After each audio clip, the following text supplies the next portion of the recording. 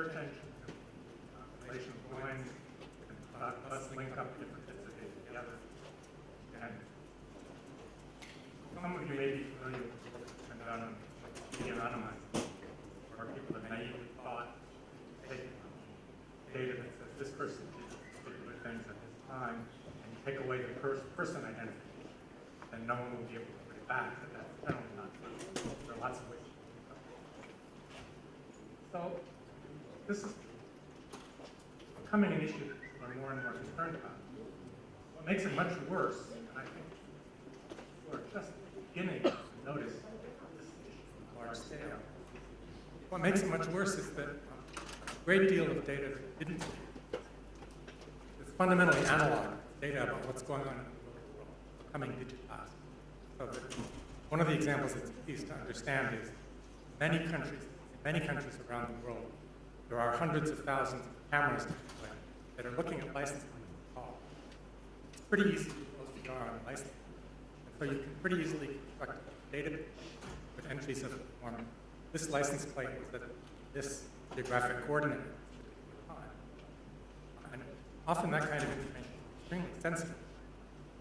It's always been, to some extent, possible to collect that kind of information following someone around, because in the past it was extremely expensive to one party. And now you have a situation you basically know where everyone's car is. Face recognition is going to make this problem much worse. It's already being deployed on so the fundamental, there's a whole bunch of issues here.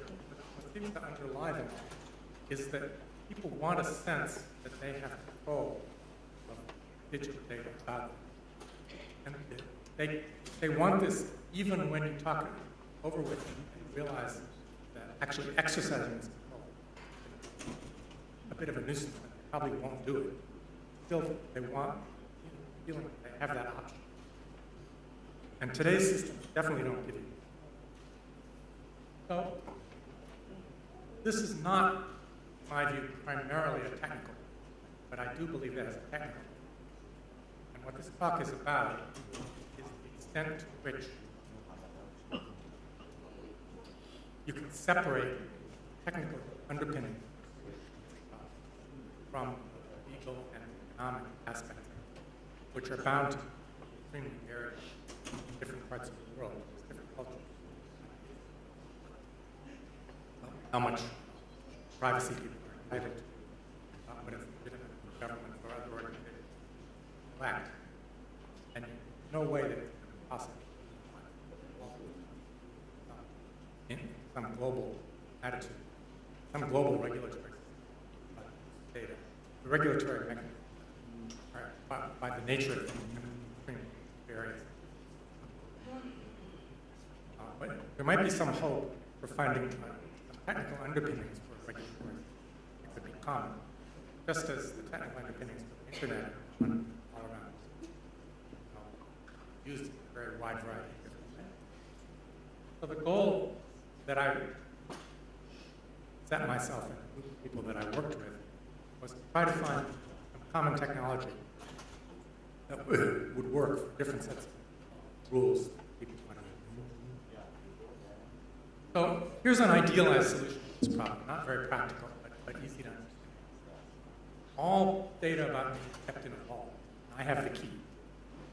And if somebody wants to know something about me, come to me with a query. I look at it and I decide, do I want to let that person know the query about me? And if the answer is yes, then I unlock the vault and I let the query in, and this is the answer, and I give it back. And if I don't like the query, if I don't like the person, whatever, I can't do it. And all my data is locked up in my vault. Nobody else can get it. Passing this barrier. Now, this is not really a practical solution to the problem. It's going to be too expensive, it's going to be too slow. More fundamentally, it doesn't answer the question about, once I've answered your query, what are you entitled to do with the answer? What can you use the answer for? But nonetheless, it's useful as an idealization. So, abstracting a little bit from this very concrete and practical solution, let's see what the goals ought to be for practical people. So the notion is going to be that you should be empowered to control your data. You should be able to find out who's got it. You should be able to find out what data they actually have. You should be able to limit the way in which it's used. And these things should work across the whole internet. Should not be, and they should work across time as well. It should not be the case that you have to make a decision at the time the data is collected about what people can do. You should be able to change your mind. It's a fundamental part of having control that you're able to change your mind. It should work consistently for all handlers and all devices. It shouldn't be the case that you have one way of doing it on your phone and a different way of doing it on a tablet and a different way on a PC and whatever. And you should be able to remain anonymous if you wish while you're doing all. You wouldn't like a solution to this problem which has the property that inherent in the solution is that you're giving away a lot more information about yourself. So how could this possibly be accomplished? Well, this is a fairly simple-minded idea. The origins go back 10 or 20 years at least. And here it is. Every piece of data about you is going to carry a tag with it. And what the tag does is it provides a link to your policy for handling your data. And we'll see a little bit of detail about this in the next. And the ground rules are that the data, anyone who's handling your data, who's playing by the rules, is obligated to consult your policy and obey it whenever they do anything with the data.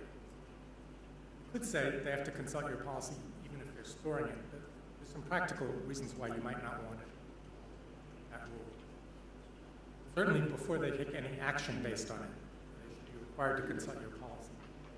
The policy's got to be simple, because if you want this to work across the board, it can't be too complicated and elaborate, because you'll never be able to get it to agree on the form it should take, or how to interpret it. So you have to have pretty simple-minded ideas. What sorts of policies are going to be. See, it seems an important part of a solution ought to be that there isn't any centralized database. Because a centralized database for this stuff raises all kinds of issues of governance and fault tolerance. But we don't want that. Instead of that, we'd like to have a design that has two kinds of players. On the one side, there's the data handlers who are actually doing things with your data. And on the other side, there are your agents, whose job it is to represent your wishes in the whole data marketplace. And for practical reasons, it seems necessary to have two kinds of agents acting on your behalf. One kind is the agent that actually, to whom you actually express your policy. And that agent doesn't necessarily have to be online. Carry it around on your phone, and it's okay if it's disconnected and so forth.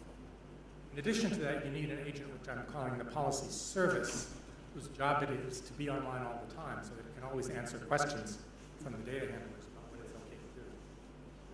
And of course, your personal agent is going to communicate your policy to the policy service.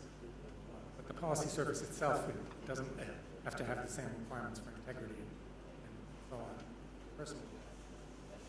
And finally, you need some, if you're going to have anonymity, inherently what anonymity means is that you're going to appear to have a lot of different identities out there in the great sea of data.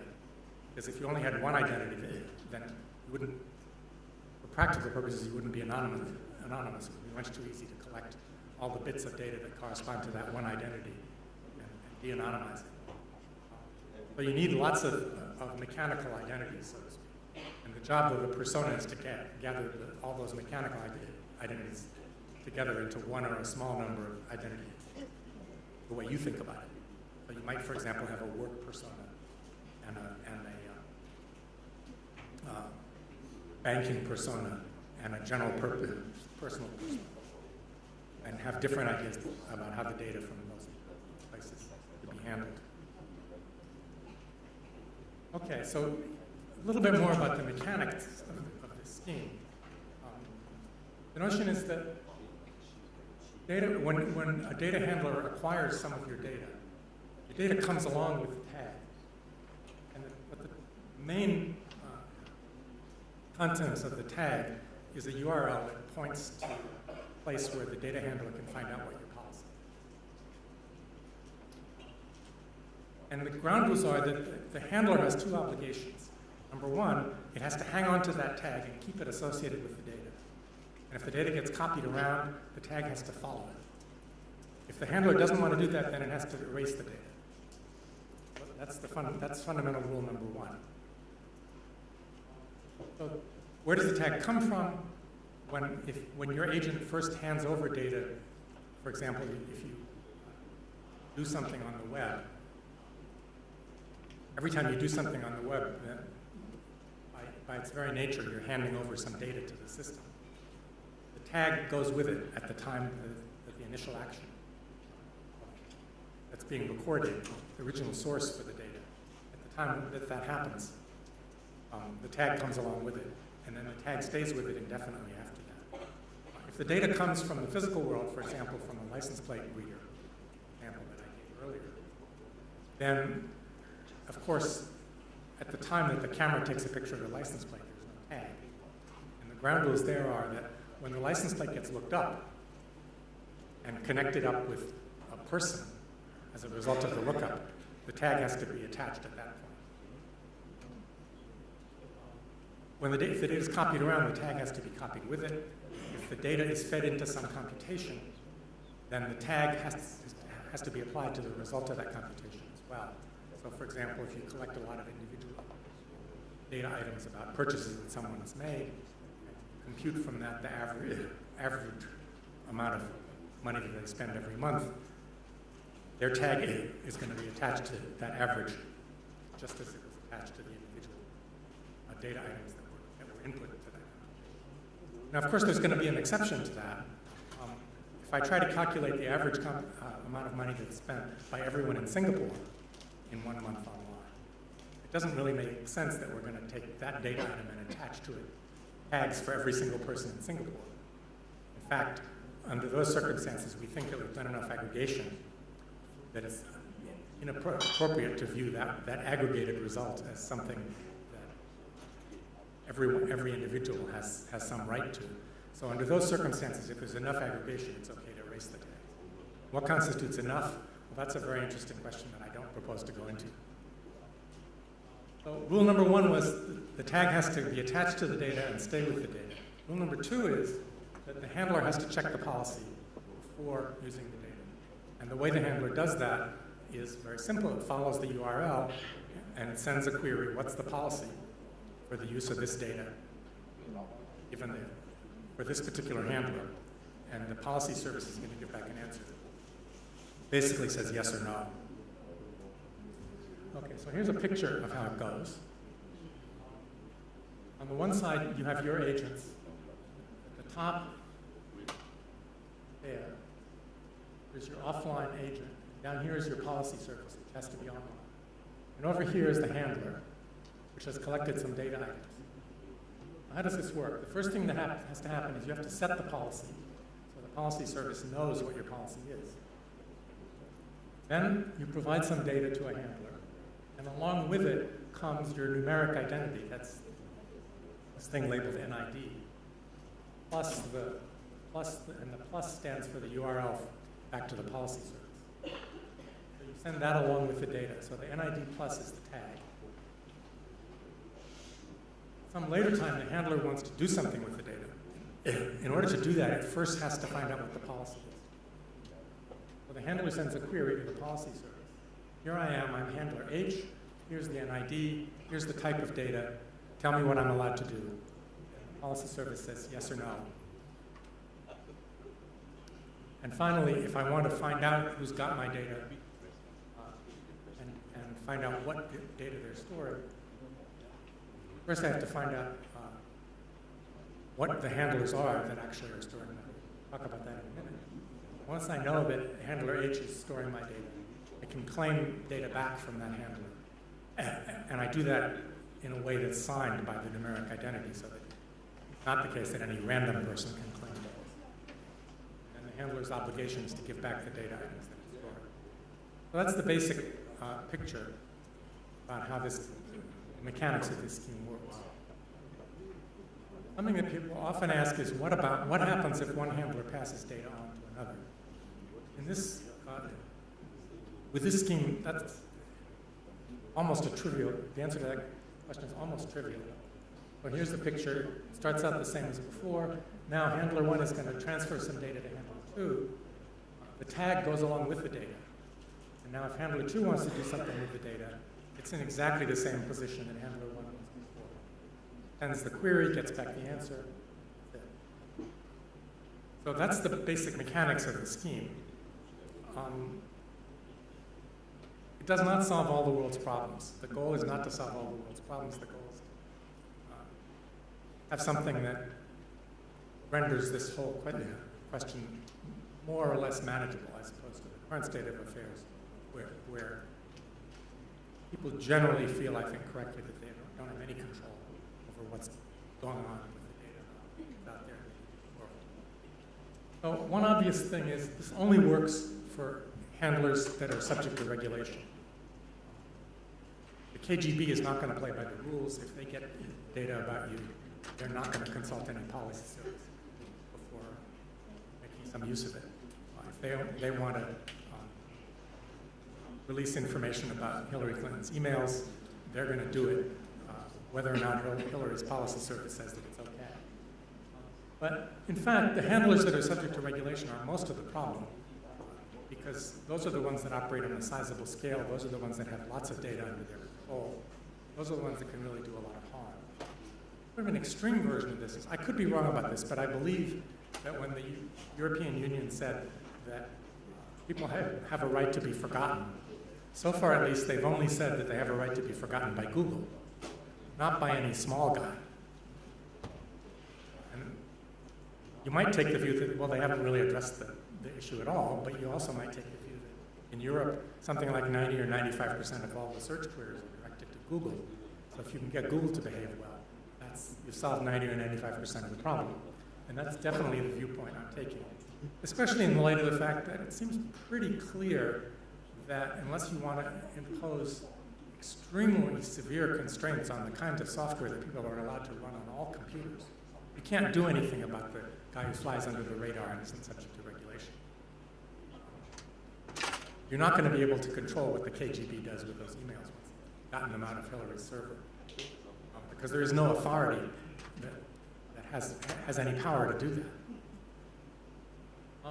Another thing it doesn't do is it does not protect people from coercion. And this is potentially a very serious problem. People can be coerced into disclosing their data by their employers, by their spouses, by their parents, and in many cases we think that's inappropriate. But clearly, if your employer says, you've got to set your policy so that I can access your data or I'm going to fire you, this technical scheme is not going to deal with that. Regulatory systems might be able to deal with that, but technically, the only real solution that I know of to coercion is plausible deniability, which means you have fake data. And when your parents say, I want to see all the people that you've been tweeting with, you have a little harmless universe of people that you've been tweeting with. Show them that instead of the real one, which is a little bit tricky to do maybe, but it's the only solution that I know of, general purpose solution that I know of to the coercion problem. Certainly the scheme that I've described doesn't help you directly. We shouldn't lose sight of the fact that we don't know how to solve all the world's problems here. There's a few aspects of this that maybe are worth going into a little more detail about. One of them is, how do you express policy? So the first thing to notice about policy is that the policy goes with the data, not with the device or the service. Your policy is expressed, your policy service is willing to answer questions of the form. Can this handler do this kind of operation on this kind of data? And it doesn't make any difference where the data goes, or what device is being used to access it, or what device was used to collect it. All those questions are completely independent of this fundamental service that the policy service is providing. So this simplifies life a great deal. Today, an awful lot of what you do about protecting your data. For example, Google has a fairly elaborate dashboard that you can look at that purports at least to tell you all the data that Google has collected about you and when they collected it, all kinds of things. But it only works for Google. It doesn't help you with Yahoo, it doesn't help you with Microsoft, it doesn't help you.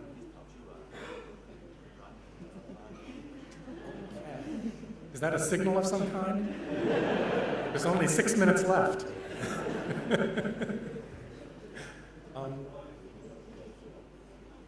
So that's important point number one. Important point number two is the whole policy mechanism has to be very simple.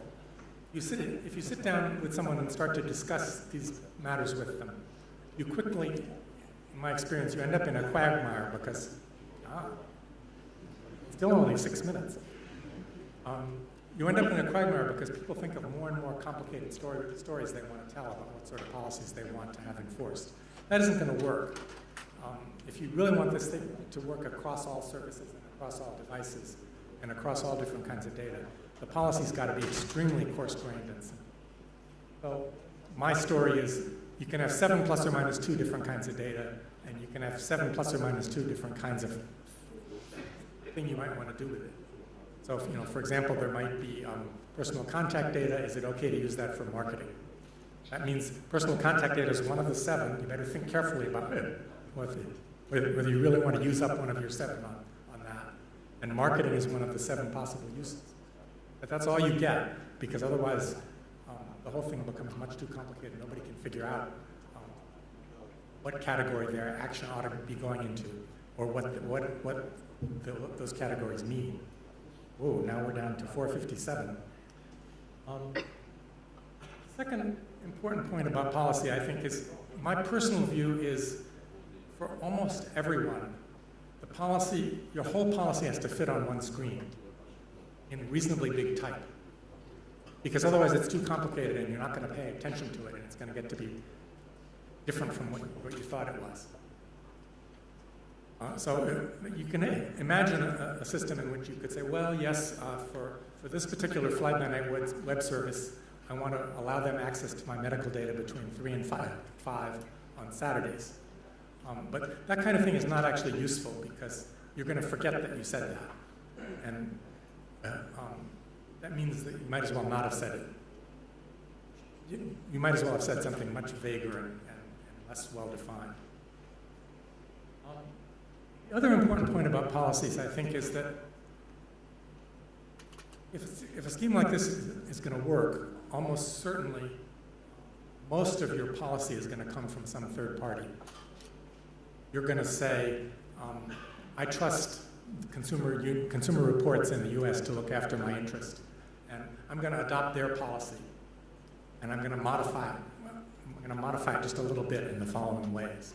So any organization can post template policies, and you can personally decide whether you want to adopt some particular template from some particular organization. So you can stay in control. You can make up your own policy if you want, but almost certainly most of it is going to come from some other source where there are some people that are thinking in a professional way about what it is that makes sense. A couple of refinements that I've touched on before. It's vitally important to have some scheme for removing tags if there's enough aggregation. If nothing else, you absolutely need this so that you can use large-scale data for research and administrative purposes in ways that don't infringe on people's individual privacy. The question of when aggregation is sufficient is a fascinating one, and it's one that we don't really know a whole lot about.